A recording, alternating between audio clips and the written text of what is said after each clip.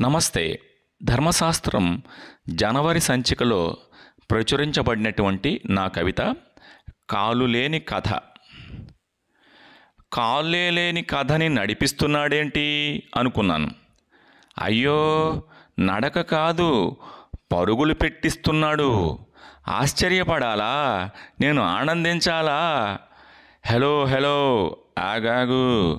సాధ్యాసాధ్యాల బేరీజు లెక్కలు మానేసి తర్కాలు దృక్పథాలు తొక్కేసి పరుగులు తీసే కథనే చూడమన్నాడు.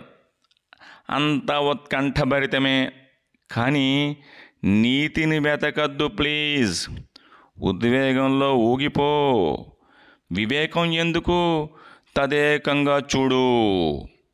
చట్టం, న్యాయం, ధర్మం, సత్యం నాయక ధర్మాలా? సృజనాత్మకంగా ఖూనీ చేసేసి దొంగలనే ఆదర్శంగా చూసే అలవాటు చేశాడు.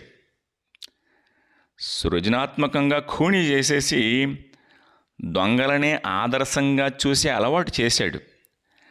కండలేని కథ నిండా మన్నును కూరాడు. 3:30, 1, అర, 3, 2 కొలతలతో హింస, వ్యంగ్యం, సెంటిమెంటు, అసభ్యత, చెత్త కలిపేసి పరిచేశాడు.